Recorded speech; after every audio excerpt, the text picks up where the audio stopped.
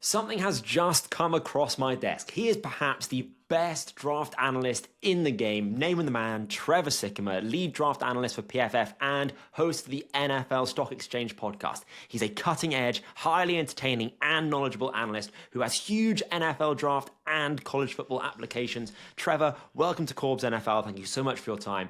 Are you excited to kick off the mock draft season in August? I am very excited. And to be honest, well, first of all, thank you for having me on the show. I appreciate it. I'm glad we could link up. We kind of wanted to link up over the last month or so. I was doing a little bit of traveling before the season started, so glad that we could finally make it happen. And to be honest to you and to all your watchers and listeners out there, Connor Rogers, my co-host at the NFL Stock Exchange podcast, we haven't even done our way too early mock draft yet. And so I just finished the final position for my summer scouting series. I've watched over 255 of these guys. And so this is actually the first mock draft that I will be doing since finishing that summer scouting exercise. So I'm very much looking forward to getting to do this with you, to talk about some of these prospects as I finally have them in big board form.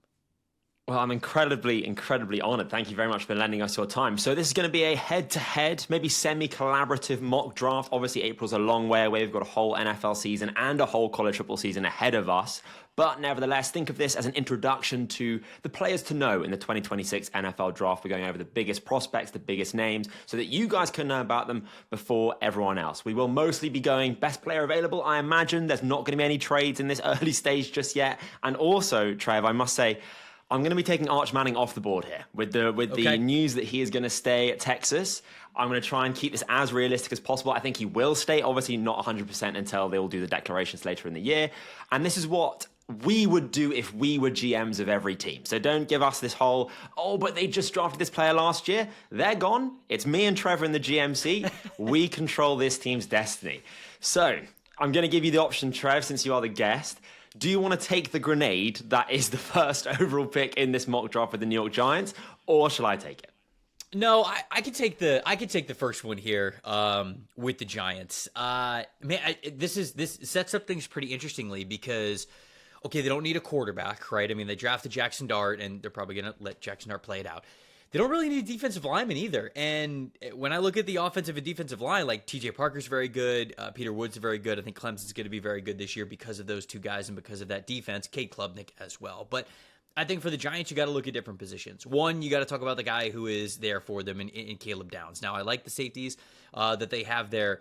Now, is that enough for you to pass on a talent like Downs? I don't know. I think that he's just such a phenomenal football player. So I think I'm going to go with him. But the offensive line as well, I think there's two really good offensive linemen, those two offensive tackles from Utah, Spencer Fano and Caleb Lomu, who, man, I think that both of those guys are fantastic. But all that to say, we are trying to pick the best players here.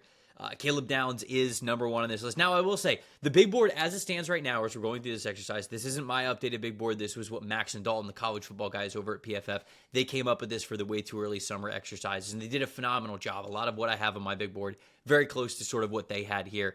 And I do agree with them that I think that Caleb Downs is the best player that I have watched. Now, it kind of just depends on how much value you bring to that secondary safety position, but I think he's the best player in this class right now. And so, let's go with Caleb Downs here at number one overall for the Giants. Pulling the trigger on a safety first overall. I completely agree with your thinking there as well. The Jackson Dart really throws it into question as well. And then also the defensive line is so strong in New York. You know, you might like one of Peter Woods or TJ Parker, but with Dexter Lawrence and Abdul Carter, they're kind of surplus to requirements. So safety going first, it would be pretty wild, but Caleb Downs is that guy. My only question is, do you think a safety could go first overall, even if it is someone like Caleb Downs? If I was being a hater, which I'm not of Caleb Downs, I love him, he's an absolute talent, could you say that he's just a box safety?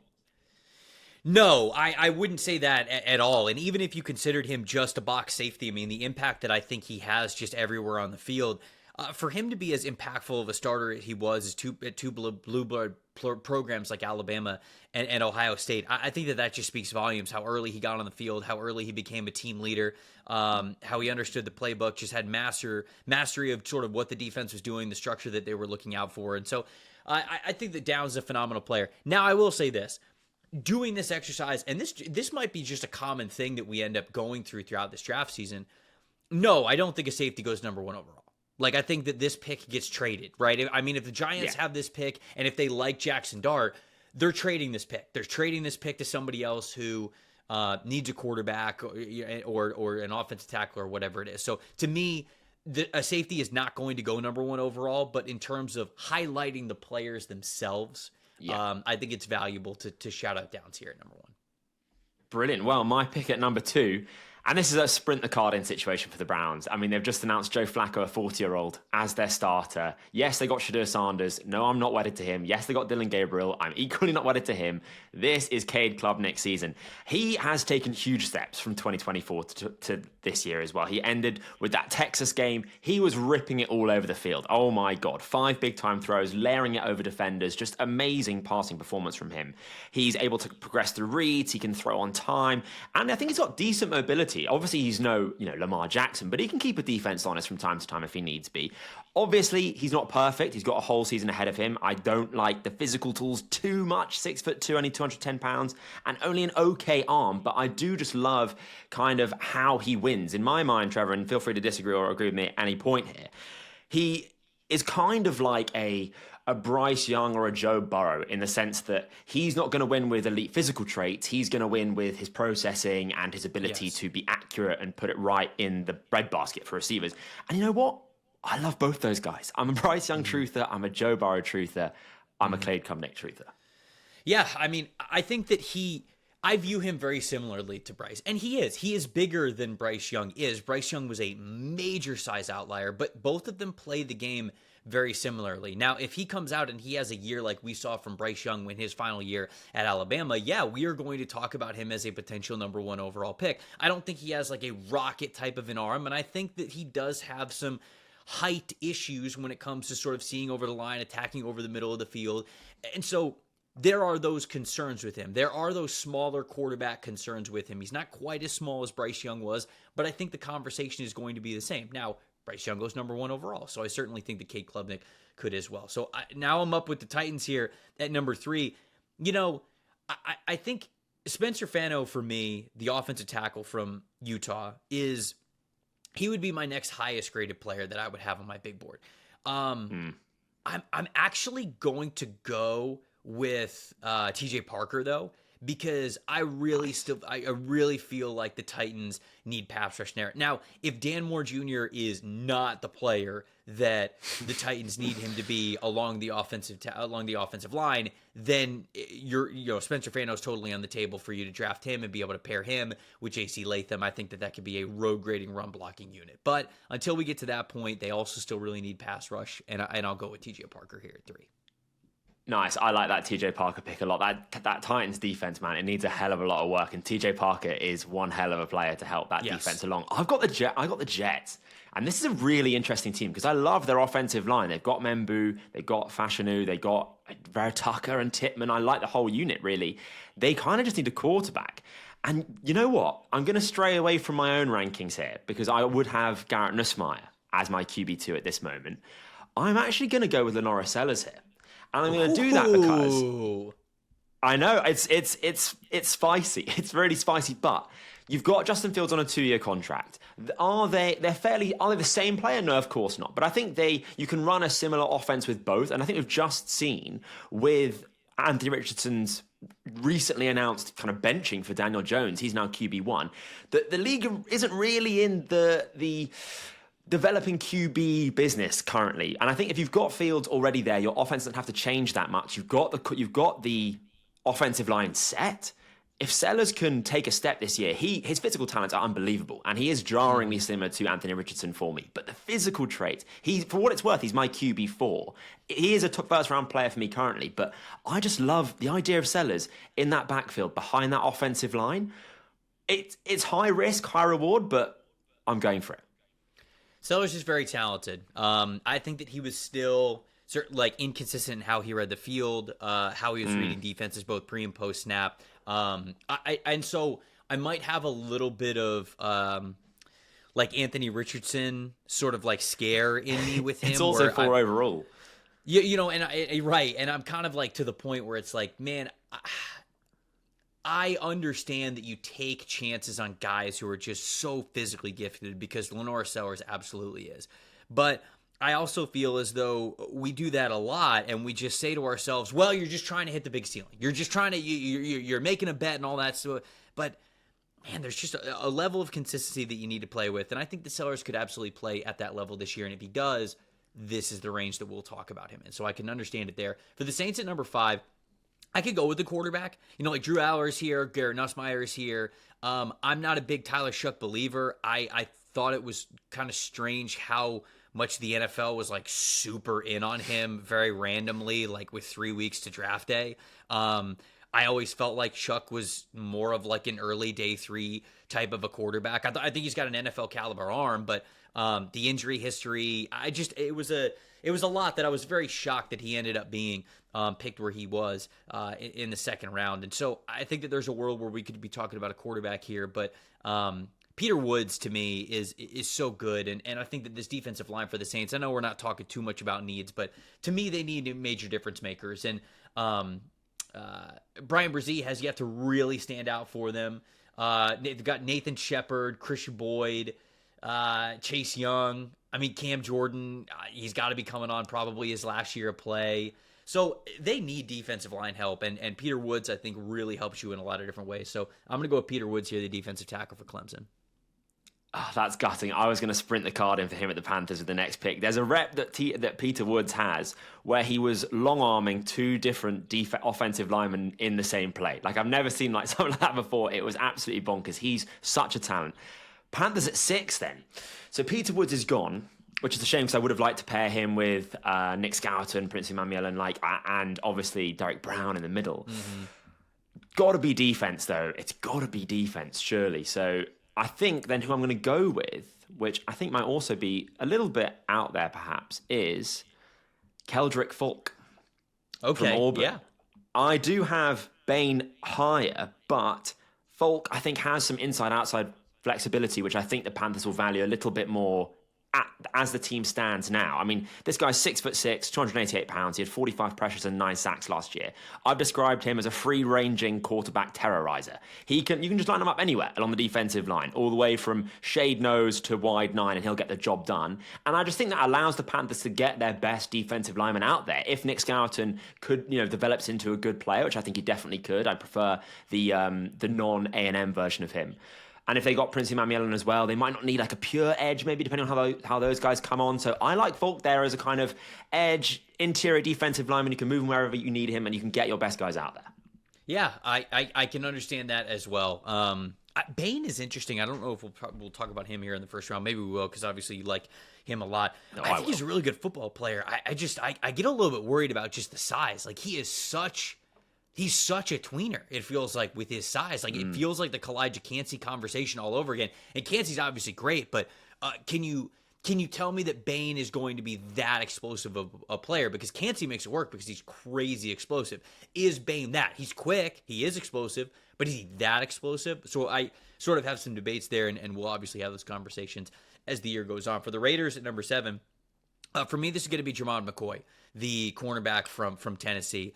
And I think that it was a toss-up really between him and A.J. Harris at Penn State. I think both of these players are first-round caliber cornerbacks. I think that they both have incredible ability to be able to play in man coverage and match guys in man coverage athletically. They can mirror all sorts of routes. They're smart. They can get their hands on the ball. McCoy's a little bit bigger. McCoy's a little bit longer. I know he's coming off of the ACL tear, but as long as he sort of gets back to form, man, you watch that Alabama game. First quarter of that Alabama game, I mean, nobody covered Ryan Williams better throughout the entire season than Jermon McCoy did, and I think that's really saying a lot. And so for the Raiders, this is a team that, even though we're not, married to the current needs of this team, I could certainly see them really wanting to upgrade corner still next season. So I'm going with McCoy here. Do you think we'll see McCoy play this year? I do. I do think that, because he tore his ACL in January, and it seems as though we're going to get him to play, I think, in like October and November. At least that's what it kind of seems like. Maybe I'm getting unrealistic with that, and maybe I'm not reading the right reports, but I do actually think that we are going to get to see him this year, which would be great. Brilliant. Yeah, well, he's a fantastic player, and I agree with you. It's McCoy and Harris for me as well, so I'm sure we'll talk about Harris shortly. The Colts, Speaking of the Daniel Jones, Anthony Richardson debacle, so Jones is now the starter. I think Jones could have a bit of a career resurgence for what it's worth in Indianapolis. Not quite the Sam Darnold, but I mean, this has got to be quarterback. This has to be quarterback, right? I mean, if the current regime is still in their jobs, they kind of want to reset the clock with a new quarterback. Now, the question is, are you going to go Drew Aller here or Garrett Nussmeier? If I'm going by my board, I'm taking Garrett Nussmeier as that kind of gunslinger from the pocket. And so, Drew Aller, we'll leave the analysis about Drew Aller when we select him. I'm going to go with Garrett Nussmeier here. I just think he's, as I said, a fearless pocket passing quarterback, kind of that like Tony Romo-esque, almost like a days gone by kind of quarterback there. He's not afraid to rip it into tiny windows. I've seen him throw incredible passes up the seam, like the windows that he's fitting it into, bonkers, genuinely, like layering it over linebackers in front of safeties. 26 big time throws last year. Yeah, he's a bit of a YOLO player. If he was more athletic, you might describe him as kind of like a Josh Allen, Drake May-esque kind of YOLO ball player, but because he's in the pocket, I think that people are going to maybe stereotype him as this, game manager, pocket passer. He's definitely not that, but I do think he's much better than Daniel Jones. I think he's much better than Anthony Richardson as a passer. And I think he'll at least bring some stability and some on-time passing to the Colts offense, which they desperately need. Yeah, he's fun. He's a very fun quarterback. I'm pretty surprised that he ended up coming back to college. Now, I know he only started for 1 year, and he talks about how much he values being the quarterback at LSU and all that goes into it. But, man, I think that he could have been a first-round pick last year if he left. So it makes sense that we're picking him here within the top 10 here in this mock draft. So the Dallas Cowboys now on the clock at number 9, excuse me. I would love to help their run defense. There's just not really a player outside of Peter Woods that I would do that with. I love Caleb Banks. I love Dominique Orange from Iowa State, but both citrus. Of those guys, big citrus, baby. Christian Miller as well from Georgia. But you're not picking those guys at number 9. I'd probably take Caden Proctor here. I think I would as well. I think that's where I'm going because you've got changes along your offensive line. I think that Caden Proctor, he could play guard for you. He could play offensive tackle. Tyler Guyton, we'll see if he ends up having a really good year. We can see from him. And then you got Terrence Steele at right tackle. So, man, I'm tempted by Caleb Lomu as well, but let's go with Caden Proctor here for the Dallas Cowboys at number 9. He is a behemoth, this guy, man. Truly, 6'7", yes. 360 pounds. And you pair him with his Alabama teammate in Tyler Booker at guard, obviously, who the Cowboys just drafted. So you're building the Alabama offensive line there. I get scared about Proctor with that size and the trade-off that you have with movement ability as a result. Like you kind of, I'm getting, maybe it's PTSD from Mekhi Becton, but I'm kind of getting those the lack of movement vibes. But he's a baller though. If Caleb Lomu from Utah, Spencer Fano was on the board, wasn't he? Man, I thought in my head I thought we had picked him already, and he is actually still on the board. So, all right, it is what it is. I'll get him off the board pretty quickly. So, Spencer Fano actually would have been my pick there over Caden Proctor. I've got Spencer Fano as offensive tackle 1 in this class, but his teammate as well, Caleb Lomu. I think both of those guys are such great. You talk about the movement worries that you have with Caden Proctor. I don't have that at all with either of those guys. I think they're certainly athletic enough to play at the NFL level. But I actually think this one fits because the Dallas Cowboys would probably like Caden Proctor the most. But we'll get Spencer Fano off the board soon. Doing your best Jerry Jones impression. With the Browns, because we've already got our quarterback in not Garrett Nussmeier, in who was it?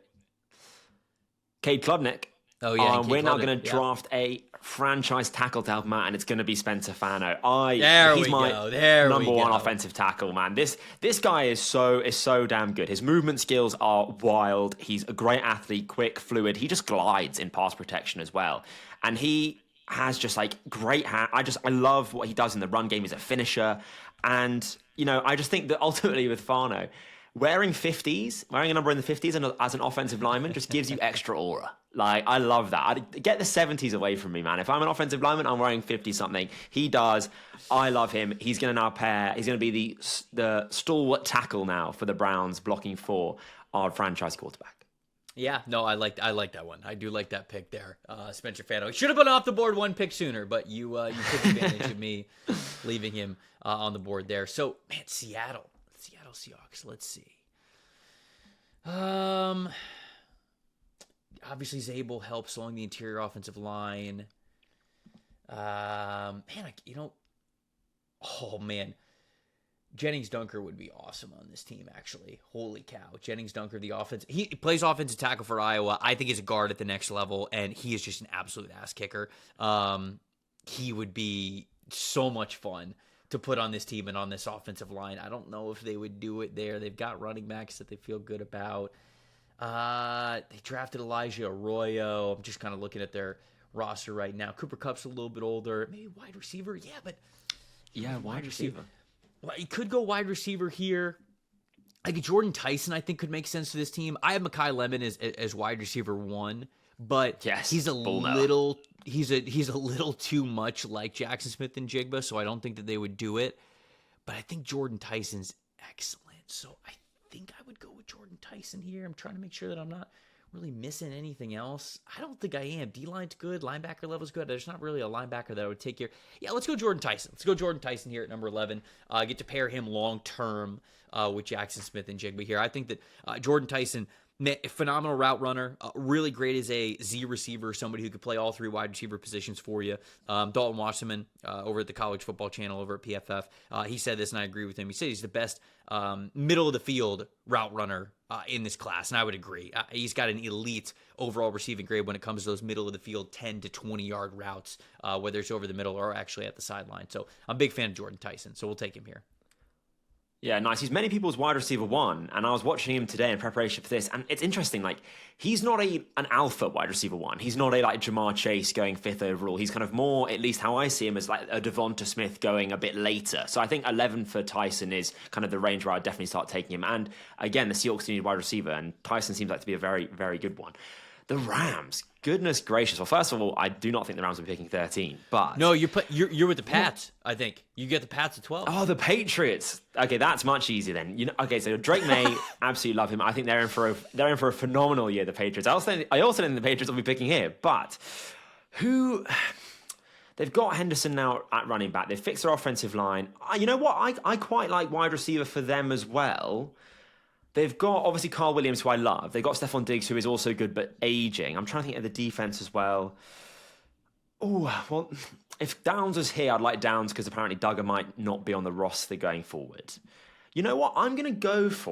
Let's go for a complementary style wide receiver in New England with Denzel Boston. I think this guy is a really surprisingly good mover for a 6'4", 209-pound wide receiver. He's that prototypical X, but not reliant on his size. Like, he has these massive strides. He eats up the DB's cushion. I think I like his release package off the line of scrimmage as well. He can use tempo and speed changes, and he's pretty good after the catch. He's not really allowed to show it by playing X and by the route trees given, etc., etc. But I think Boston paired with Carl Williams and then Stephon Diggs, if he's still around in a year or two, is a really good wide receiver core, and we're just going to get Drake May the weapons.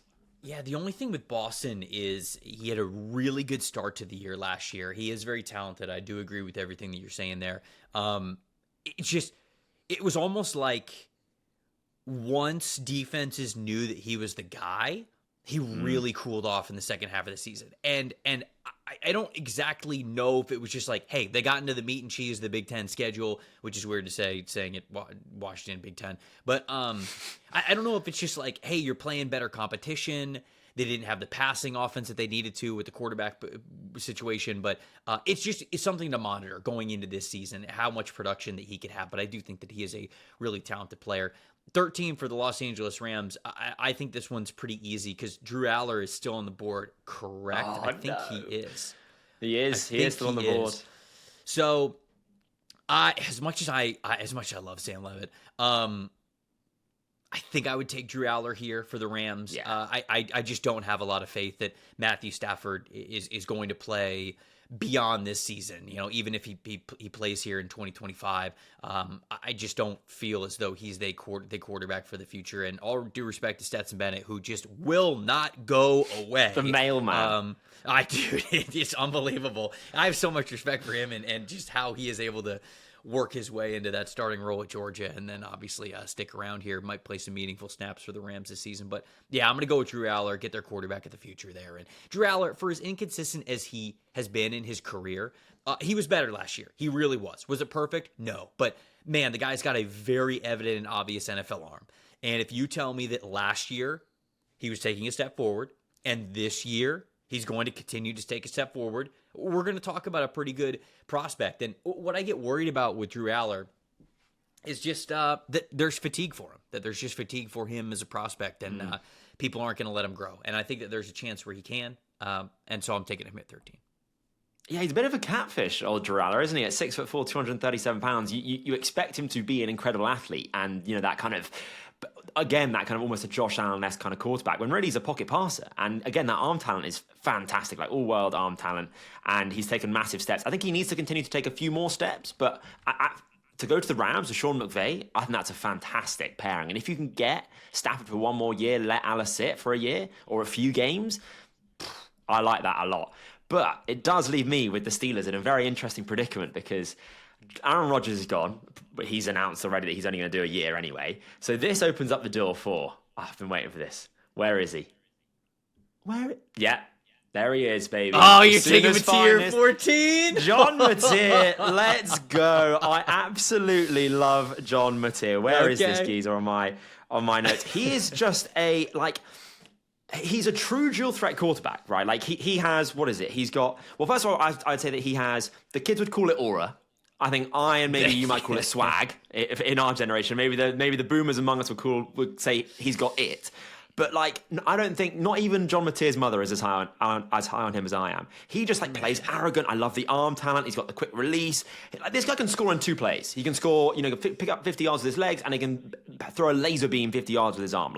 He had 1,000 rush yards last year, 54 missed tackles forced. That was first in college football among non-running backs. He is just so good, man. Yeah, I think his decision-making is a bit questionable sometimes. He is a YOLO quarterback, can be a bit jittery in the pocket. How is he going to fare now with the rising competition moving from Washington State to Oklahoma? But man, I love John Mateer. I was high on Cam Ward this time last year. He was my QB1. Mateer is currently my QB2, believe it or not. So I'm high on him, and I think the Steelers now have their quarterback of the future, and they can stop having 9-win seasons. So you have Klubnik QB1, and then you have Mateer QB2? Okay. Yeah. All right. Look, man, I think he is fun as hell. And so if the more he plays well, the more conversations that we could have about this guy. Obviously, it's the Baker Mayfield conversation about just this guy is so much fun to watch. And so I'm really excited to see him at Oklahoma. I hope he has a great year, because if he does, we're just talking about a fantastic player. So Miami at number 15.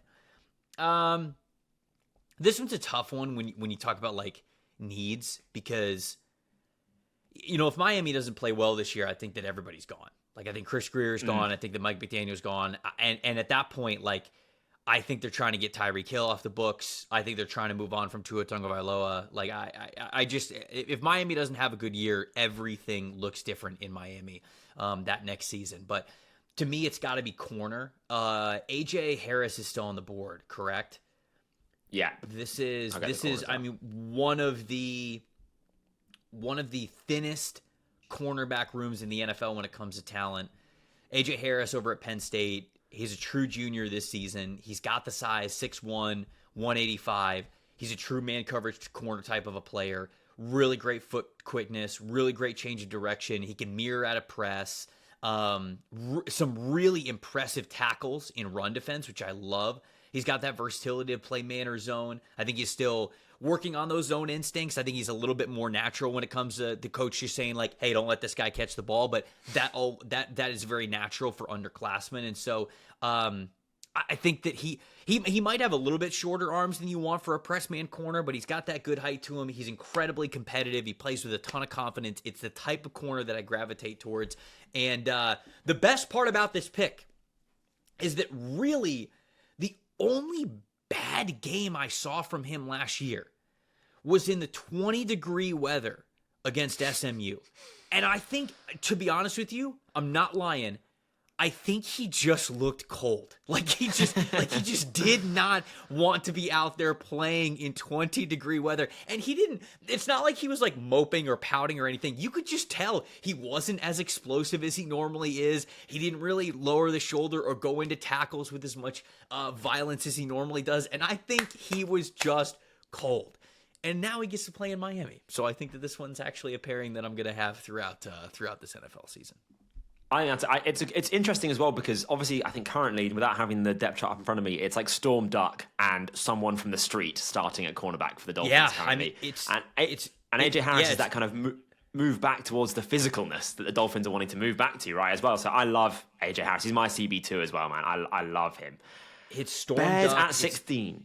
Sorry, go on. Storm Duck, Kendall Sheffield, Jason Marshall Jr., Jack Jones, Cam Smith. I mean, like, yeah, they need an alpha CB1. There's no question about it.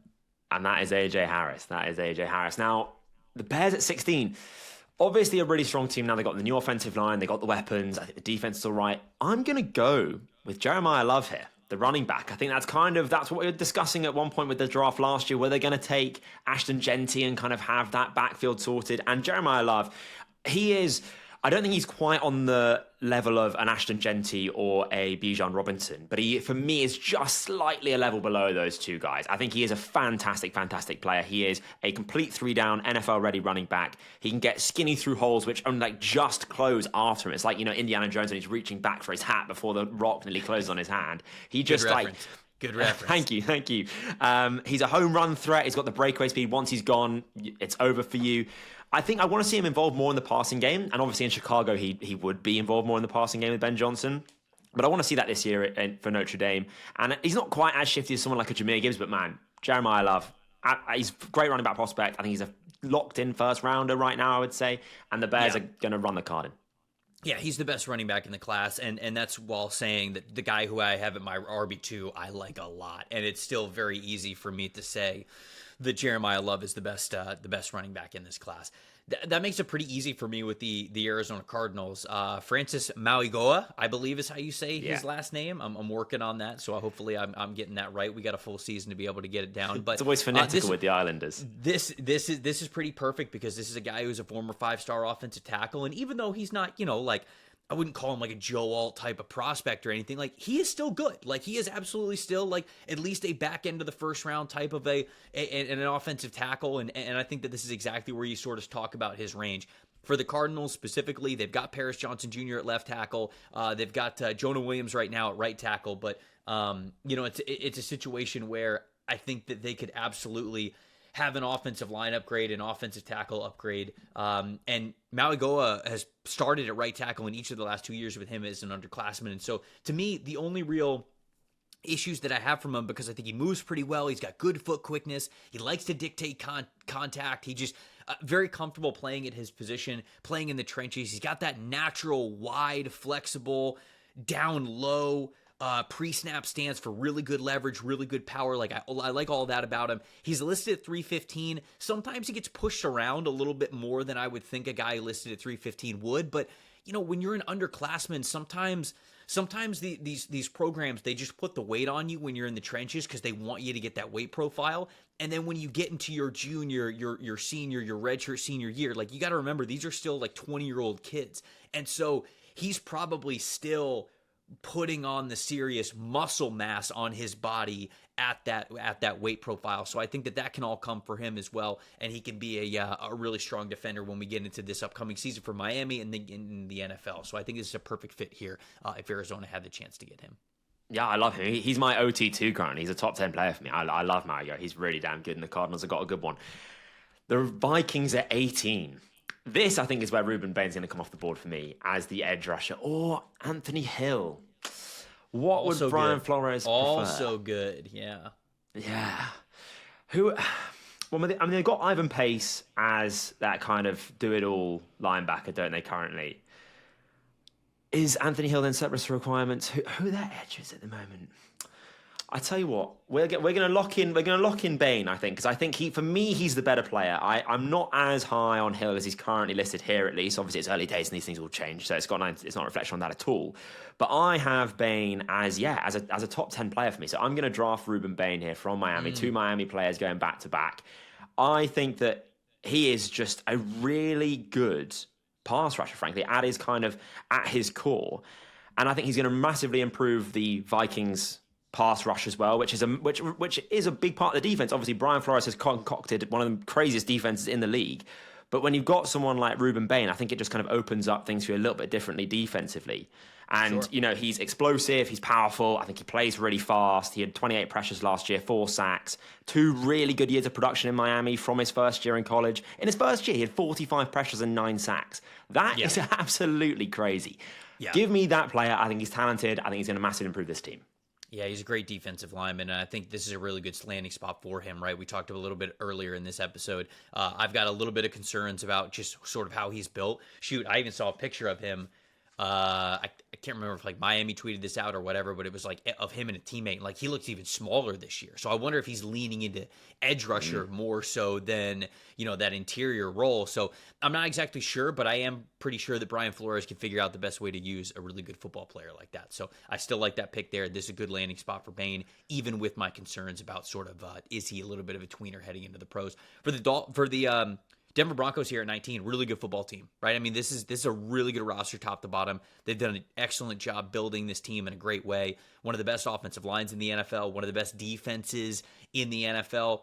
This is where Mekhi Lemon comes off the board for me because you've got Courtland Sutton, and you have a lot of other receivers that I think you feel good about as those vertical type of receivers. But this, to me, is the player that you wanted to get in Jerry Jeudy that they obviously had, that they traded away because they just, it wasn't the right time, I don't think. They didn't figure out the quarterback positions when Russell Wilson was there, and before Russell Wilson, they were trying to figure it out. Now they got Bo Nix, and he can be that security blanket, high volume type of player for Bo Nix. I think that this would be an excellent choice for the Denver Broncos, and I think that Sean Payton would, we have seen in Sean Payton's history when he was with the Saints, whether it was Marquise Colston or Jimmy Graham or Michael Thomas or even Alvin Kamara, when a dude knows how to get open, Sean Payton will force feed them until you stop it.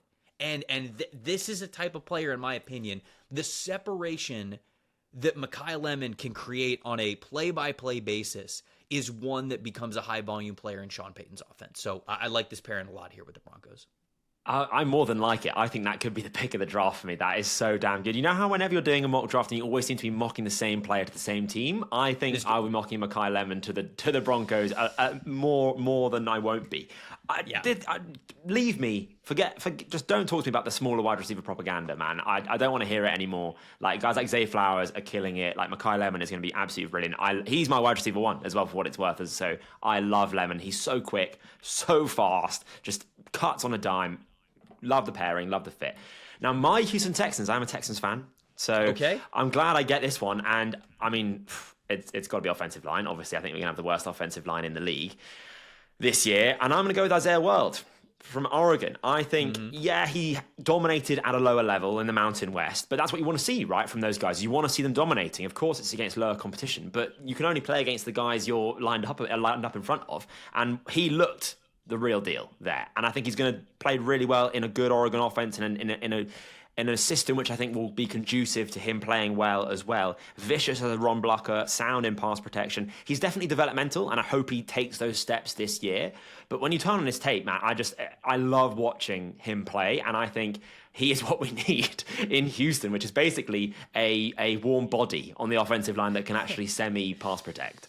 Yeah, I think this is the right mindset of getting an offensive lineman at this point in time. We'll see if the season sort of changes our mind here. I'm skeptical of Isaiah World just from not only the competition level, all the penalties, man. All the penalties that he has had. And it's just, if you're committing that many penalties, it only gets more difficult as you're jumping up in level of competition. Very glad he is at Oregon because he is very, very talented. I believe Connor Rogers, my co-host at the NFL Stock Exchange, I think he had him as OT too. And I had him out. I have him outside of my top 10, and so he's my OT too. we were very different on that player, and I could see the allurement, but man, I think that he's just too rough around the edges right now for me. But I could absolutely see him playing his way into this first round conversation for the Green Bay Packers here. I think I'm going to go with Avion Terrell. I think that probably makes the most sense there. They've got the bodies on the defensive line. They've got the offensive line, I think, figured out for the most part. I'd like to go wide receiver, but there wasn't really a type of wide receiver that I wanted them to get there. If Denzel Boston was on the board, maybe I would have considered him there. But when you look at cornerback, I mean, they got Nate Hobbs. It's Carrington Valentine, Keyshawn Nixon, Bo Melton. Javon Bullard's kind of playing in the slot. They've got Corey Ballantyne as well, Kamal Haddon. But man, Avion Terrell, he's small, but he just plays the position so well. He is not quite built the way that his brother AJ Terrell is, but he certainly sees the game at a very high level. To me, he processes the game already like an NFL player.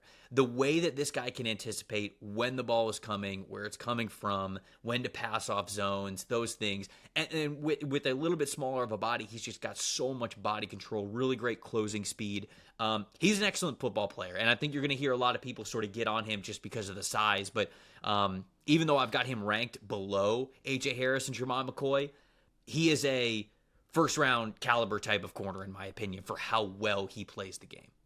Yeah, he's my CB4, and he is a first-round player for me. So I have also McCoy and AJ Harris ahead of him. I got one more guy, but yeah, I'm guilty. Cuff me, of not liking him with the size. But I just think the Packers, they need cornerback help. They have done, it seems, for a while now, and Terrell could be a really damn good one. Now the Buccaneers at 22. You know what? I struggled with them last year, and I'm going to rope in the resident Buccaneers fan in yourself to help me out here, because I would lean defense. Am I right in thinking that? Yeah, no, I think that you're absolutely right in thinking that. I think they feel good about their offensive line. You feel good about Bucky Irving. You could potentially talk about a tight end if you like Max Clare that much, which I kind of do. But I think the team's pretty high on Cade Otton. They're not obviously not going to hit wide receiver. They've made some investments in the secondary, Jacob Parrish, Benjamin Morrison. To me, this is Anthony Hill Jr.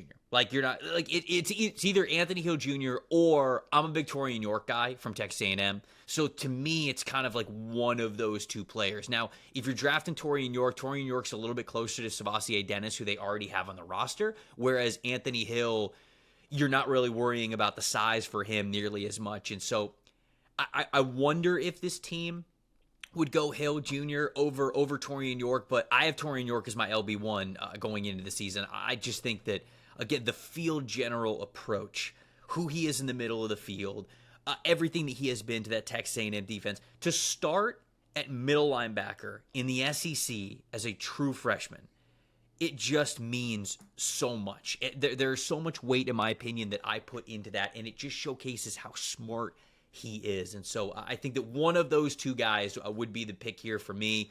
Obviously, if we're staying true to my board, I'd pick Torian York. I wonder if they'd want to go a little bit different, but to me, it's between one of those two guys, York or Hill Jr. Well, look, we're the GMs, and you want York. We're going York. I love York as well. He's my LB2. I think he's so damn good. Like you say, SEC, it just means more. You and I are going again with the Chargers at 23. All right, Chargers at 23. I feel better about this team at wide receiver. The way that Trey Harris looks in the preseason, I think Keandre Lambert-Smith's going to be a really good deep threat for them. Obviously, you have Ladd McConkey as well. You drafted Amari and Hampton. Your offensive line's good when they're healthy. Obviously, like, the Rashawn Slater injury is tough. So tough. Can we see defensive tackles? What do we have on defensive Absolutely. tackles? I'm going between my big board and because I think they could go for a defensive tackle here. Like Caleb Banks is who I'm really thinking of here. I think they would like him. Let's go Banks here. Let's go Banks here. I think just a massive defensive lineman, especially for how versatile and how much Jesse Minter likes to go odd front stuff. Being able to have a player that has the length and the strength to cover two gaps whenever you want, and yet to be as good of a pass rusher as he was last season. I think that that's very valuable in this defense specifically. So, we talked about Kenneth Grant being a consistent landing spot during last draft cycle. They obviously don't go that direction. They went with Omari and Hampton, but I think Banks is sort of that same talking point here for the Chargers. And you know what? In Jesse Minter's defense, give me Caleb Banks' over on his interceptions, man. They'll drop him into coverage weirdly like once a game, and he'll get something. He'll get something. Now the Commanders at 24. It's funny with the Commanders. I think they kind of like outkicked their coverage a bit with how good they were last year, and kind of they have a few sneaky holes in that team, which I think people aren't really kind of speaking about too much. I'm looking defense here, I think. What do you think about a cornerback for the Commanders? Am I missing anyone obvious? I know they've got what's his face, the guy that goes against Mike Evans every week. Marshawn Lattimore. They got a Lattimore. He didn't Yes. move me last year. I know he was kind of dealing with a hamstring injury. Yeah. So if we are going to go corner, which I think I am, go on. Hit me. I am irrational. Now, I don't even know if he's in the MDS at this point. I'm irrationally high on Thaddeus Dixon from North Carolina. I think he is a really good corner. I saw so many flashes of Aqib Talib from him. I don't even know if he's in here because I got to him late in my cornerback watching process. So he might not even be in here. But I also wonder if, do you draft a Jalen Kilgore from South Carolina as a nickel defender, and then sort of you're pushing Mike Sainer still outside, and he's just sort of that full-time outside cornerback there? I wonder that. DJ, I know a lot of people are really high on DJ McKinney as well as an outside corner. I'm not as high on him, but I know there are some people out there that really love him as that sort of press man coverage corner type of a guy. But those are probably the names that I would bring to the table for them. I'm gonna bring one more, if that's okay with you. I'm gonna bring Illinois' Xavier Scott to the table. Look, he is one of my favorite players that I watched in this class. He is one of my favorite. There is so much, and I know people will be like, "Oh, they played at the same school." It's easy for you to say that. Yeah, there's so much Devon Witherspoon in his tape. And I don't know what Illinois is doing, because I'm pretty sure it's two completely different coaching staffs. So there's just something in the water in Illinois, just the way that Xavier Scott plays, man. He is so much fun. And I think Connor Rogers, again, my co-host, had him CB2, and I was like, okay, I can't get with CB2, but damn, do I love this guy. He is a great slot defender. He's awesome. He's my CB3, so I see him pretty similar to your co-host. I mean, I love Scott. And you know what? Speak truth to power, man, because there are definitely shades of Devon Witherspoon there. I don't care they wear the same helmet. Sometimes those the same school thing exists. They want guys to play the same way because that's how they envision their defense, right? They got the coaching staff, they got a way they want to play. Yeah, they go into the same school, but they are similar. It would be dishonest to not compare them because they just went to the same school. So give me Xavier Scott. Give me the Devon Witherspoon 2.0 clone. He is so damn good. I love Xavier Scott. The only thing that really worries me about him is I don't think he's the athlete Witherspoon was. Witherspoon was an elite athlete. And there were times when I watched Scott where the feet are moving fast, but he's not covering a ton of ground. And that worries me because if I notice that in college, it only gets worse when you get to the NFL level. So we'll see. We'll have to see sort of how the combine plays out for him. And so I think all of that pretty much goes into it. For the Cincinnati Bengals, I don't think they trade Trey Hendrickson. I think he's still on the team. You obviously draft Shamar Stewart as well. I think I'm going to go with Jennings Dunker here and just improve the interior offensive line. They drafted Dylan Fairchild, which is good. I like that. But Fairchild, they still, I think, need another offensive lineman. And he's a road grader, man. He is. I think he's going to be listed at tackle because he plays tackle for Iowa.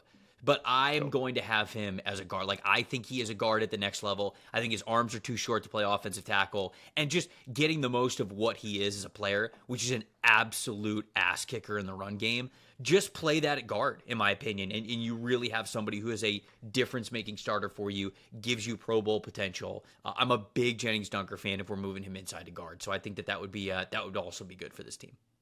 I like that pick. I can't say another player, but I like that pick. For the Bengals, it's got to be offensive line or defense. So, you're pretty hemmed in. You're not exactly going to add another wide receiver there. But if he's going to improve that offensive line, I'm all in.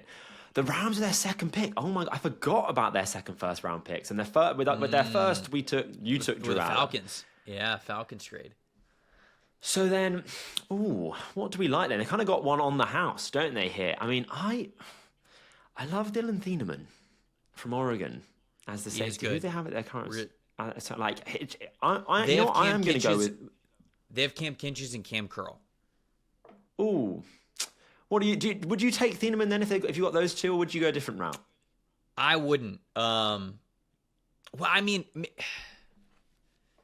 to be honest with you, Teo Johnson is my next safety, and I don't think that he is in the simulator right now. Maybe he is, the kid from Utah, the safety from Utah.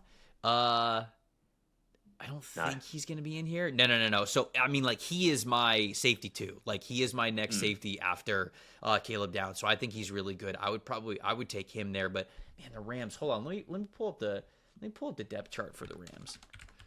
I know. Yeah, they're a hard team. I always find them difficult. Alaric Jackson's, Alaric Jackson I think is good, but he's dealing with blood clots, which is obviously a dangerous medical thing that you kind of have to think about moving forward. Rob Havenstein is still their right tackle. He's 33 years old. I would say, is there an offensive tackle that you like here? Like Caleb Tiernan, maybe. Massive offensive tackle prospect. Really good in pass protection. He'll lose the leverage battle, and because of that, he's not as much of a people mover in the run game. But, man, he's so smooth as a pass protector, so I like him a good amount. I'm still a Blake Miller truther. I think that the way that he approaches the position, he reminds me a lot of Will Campbell. Like, he really does. Now, Campbell played with better power, which Blake Miller needs to do, but both of them, in my opinion, are such high IQ offensive linemen that I'm a big fan of just that archetype of guys and how they play. But I would think about offensive tackle here if there is. Yeah, let's go with the Northwestern to help Durala, the pocket passer in the pocket. Now you got the Lions then, Trev. Yes. Can you show me edge rushers here? Yes, sir. Because I would like to. I know they have Ahmed Hassanin. They have Marcus Davenport as well, I believe. They have Josh Pascal. They drafted Tyleek Williams, which is good on the interior. Mm-hmm. I don't know how much Overton really makes a difference for them specifically. The same I agree with Sapp. Where are my edge rankings? Who do I have? This is where we get to talk about how much I love R. Mason Thomas from Oklahoma. Oh yes, unbelievable shout. I am a R. Mason Thomas believer. Same.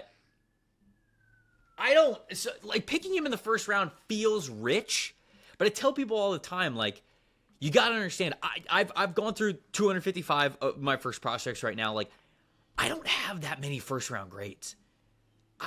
I might have 15 first round grades for these guys. And so now we're sitting here at 27. Now you're talking about the guys who you have late first or second round grades on. And that's where we are with R. Mason Thomas, in my opinion. So you can only draft from the draft class that's right in front of you. R. Mason Thomas is an absolute speed demon off the edge.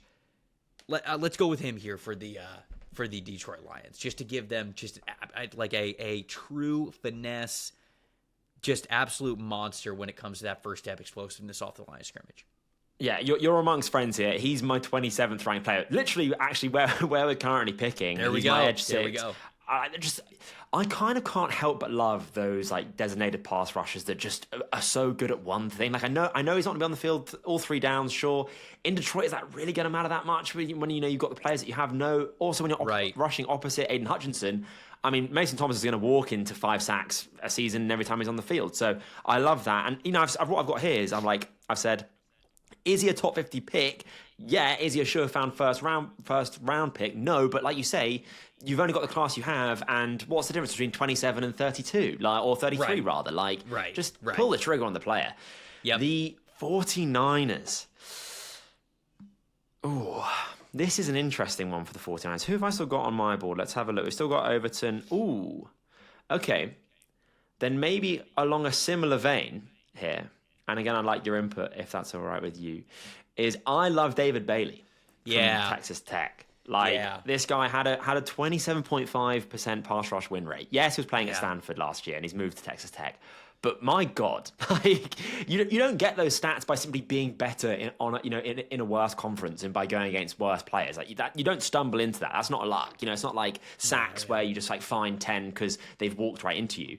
I love David Bailey. What do you think about David Bailey here to the 49ers? Do you think is there anyone I'm missing on the board? Do you think, or is that?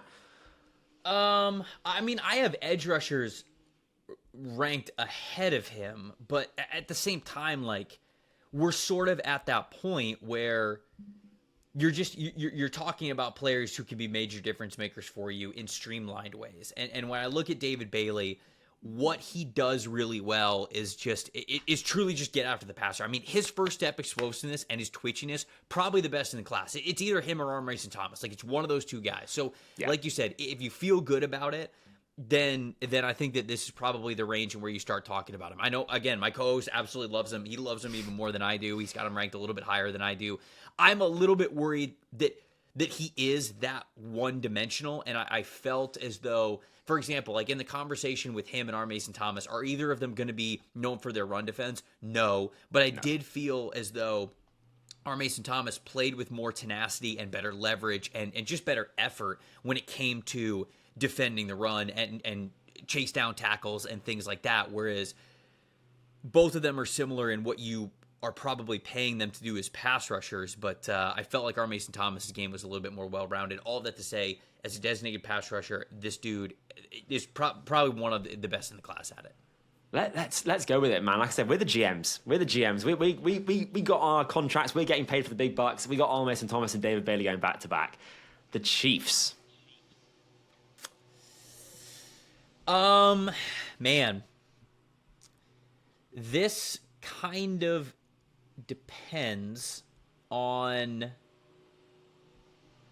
what they think of Noah Gray and Jared Wiley, in my opinion, because I could take Max Clare here, the tight end, who I think is a phenomenal football player. And I could also take the guy who is my RB2 in this class in Jaden Ott. I think that Jaden Ott is a phenomenal football player. And again, like I don't know if he is going to be a first rounder or anything, but for the fun of it, let's take Jaden Ott here. And I think that he is there. I think he'll be their running back of the future. I love Ott, and I think the Cal offensive line have blood on their hands for what they did Fernando Mendoza? Was that the quarterback last year? And for Fernando Mendoza. And Jack Endries as well, the tight end. Like they had good players there, and it just was not great for them last year. So now I've got the Eagles. I've got to do my best Howie Roseman impression, which basically means I'm going best player available. And I think then that's a choice between Anthony Hill Jr. But they got Zach Bourne as one linebacker. Who is there another linebacker to stop me from? They don't need linebacker. They have Zach Bourne. They have Nakobe Dean. They have Jihad Campbell, and they have Jeremiah Trotter Jr.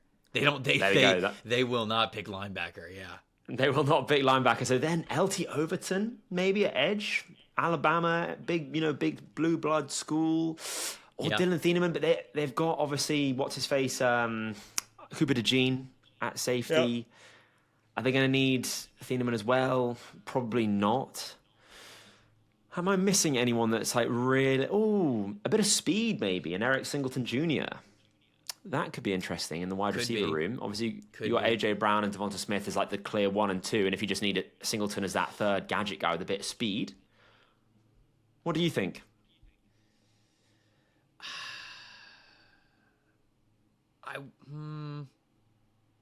Offensive Overton's line? their type. What? They don't need outside corner, do they? I don't think. They obviously have what's his face at one. Oh my God, the guy from Toledo. Oh, Quinyon Mitchell. Right. Yeah, they got Quinyon Island at 1, and they got rid of Slay. They don't need safety because they have Makuba and Sidney Brown. They have Of course. Blankenship. They don't. I mean, they don't really need corner. This team sucks to draft for because they're so good. I know, and there's no one who's definitely not going to fall to them who they'll be able to draft on the day, at least at the moment. I'd probably pick Overton. Yeah, that's where I was leaning. Let's put in the big boy. Yeah. Good run defender.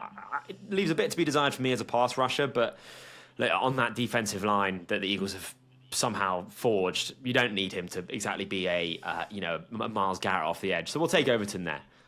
I'll take Anthony Hill Jr. We can stop the slide here. I'll have him play next to Roquan Smith. I think that's a really good pairing there for both of those guys. I then like the depth that Trenton Simpson and Teddy Buchanan bring to this team. They've also got Jay Higgins as well. I forgot about that. But I think that him and Roquan Smith would be a really, really good interior pairing for a roster that is obviously Super Bowl caliber with what Baltimore has.